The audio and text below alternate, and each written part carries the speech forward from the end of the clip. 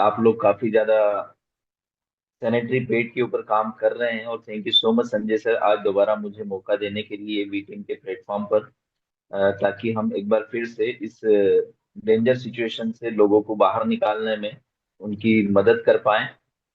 Thank you so much. हम welcome dear sir. एक बार फिर डिस्कस करते हैं सैनिटरी पेड के ऊपर। एक्चुअली सैनिटरी पेड के ऊपर जो हम आज चर्चा कर रहे हैं, इसकी मुख्य वजह क्या है, इसके बारे में मैं आगे बात करूं उससे पहले मैं अपने बारे में बताऊं। Myself doctor Mohammad Azhar Qureshi, MP Jhabua के छोटे से गांव पारा का रहने वाला हूं। और मैंने अपना प्रोफेशनल करियर सन 2013 में एक होम्योपैथिक फिजिशियन एंड कंसल्टेंट के रूप में शुरू किया, और वहां से अपने करियर को आगे बढ़ाते हुए अलग अलग कोर्सेस, अलग अलग डिग्रीज मैंने हासिल की। लेकिन जो सपने थे वो पूरे होते नजर नहीं आ रहे थे, और किसी पैसिव इनकम सोर्स की तलाश में था। तो मेरी तलाश पूरी हुई 2019 में, जब डायरेक्ट सेलिंग प्लेटफॉर्म पर मुझे Westin marketing private limited company के साथ बेहतरीन एसोसिएशन प्राप्त हुआ। और इससे भी ज्यादा खुशी की बात मेरे लिए ये है कि वेस्टिज में मैं वी टीम एजुकेशन सिस्टम का हिस्सा बना, जहां पर आज ये मॉर्निंग सेशन उसी प्लेटफॉर्म पर आप सुन रहे हैं।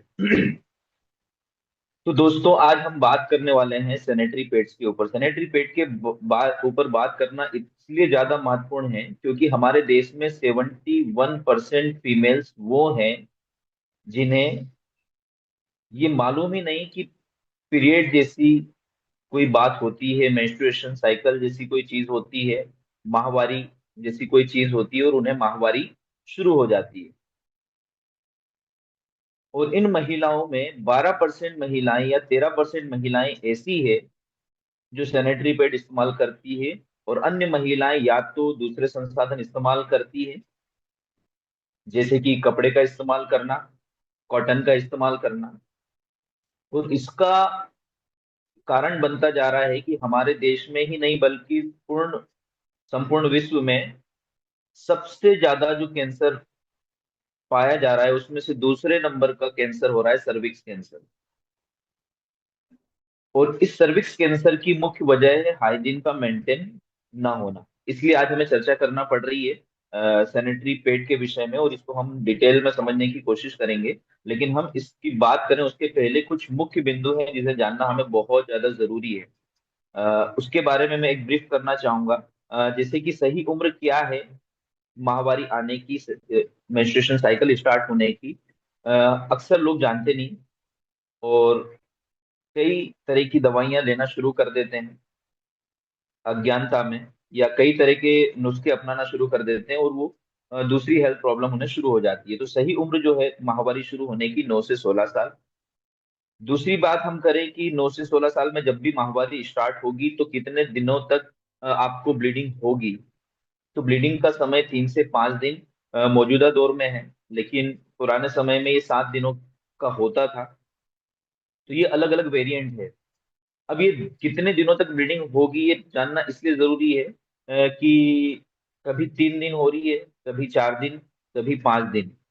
इस तरह से अगर साइकिल है आपका, तो आप पता लगा सकते हैं कि आपका बॉडी में कुछ इम्बैलेंस है और प्रॉब्लम्स हो रही है। आपको किसी हेल्थ एडवाइजर से ओपिनियन लेना चाहिए।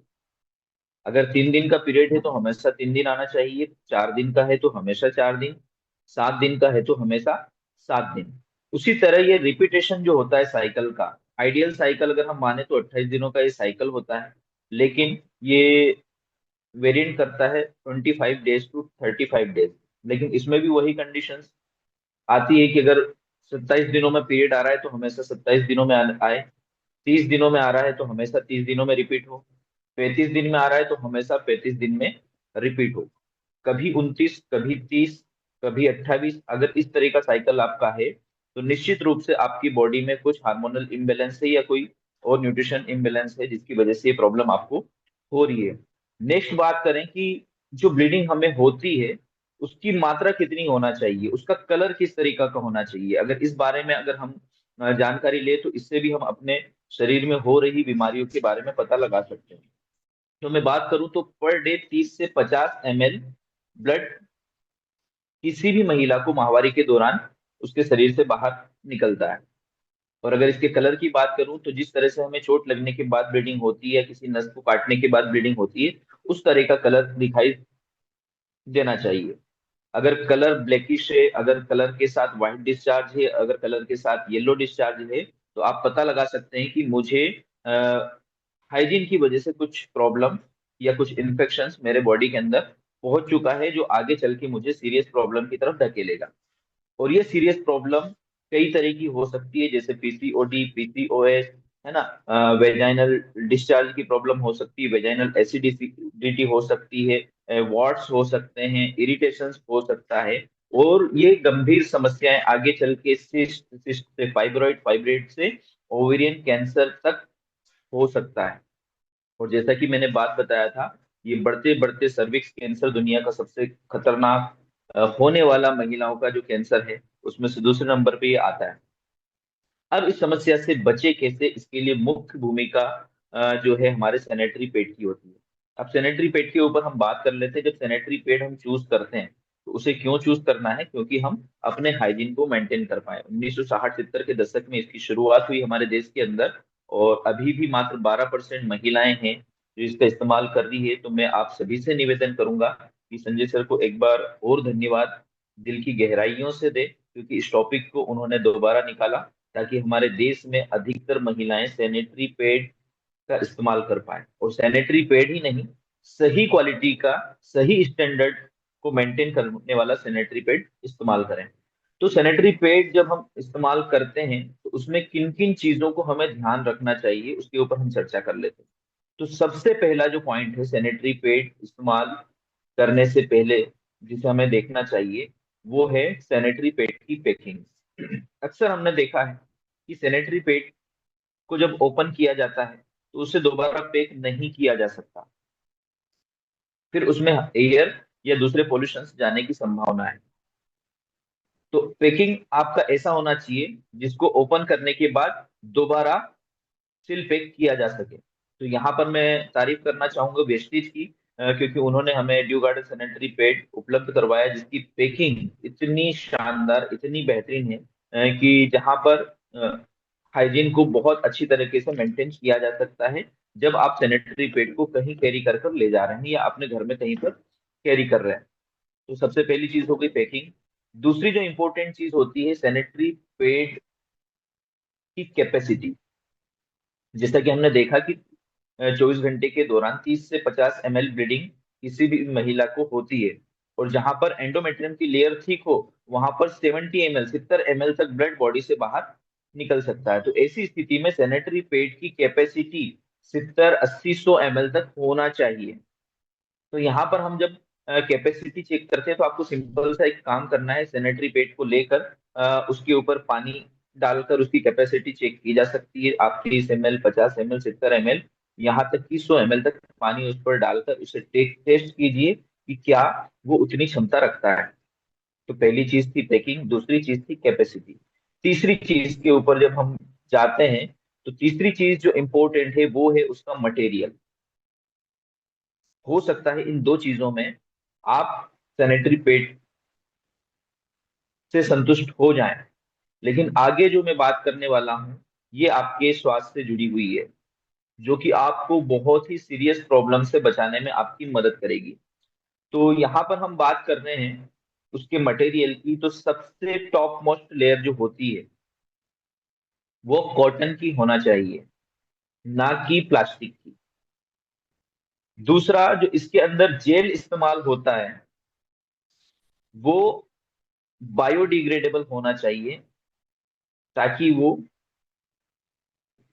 जैसे ही वेस्ट के रूप में कहीं पर डाला जाए, जमीन में गाड़ा जाए, किसी डस्टबिन में फेंकने के बाद जमीन पर पहुंचे, तो तुरंत वो नष्ट हो जाए, वो कहीं पर भी अपने दुष्प्रभाव ना फैलाए।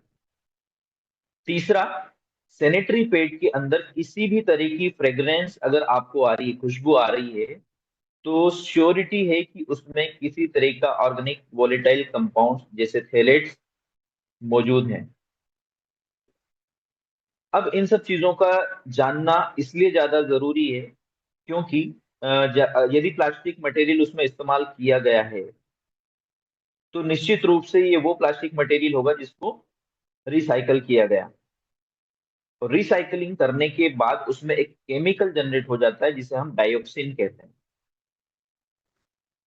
मैं फिर से रिपीट कर रहा हूं, वो केमिकल जनरेट हो जाता है जिसे डाइऑक्सिन के नाम से जाना जाता है।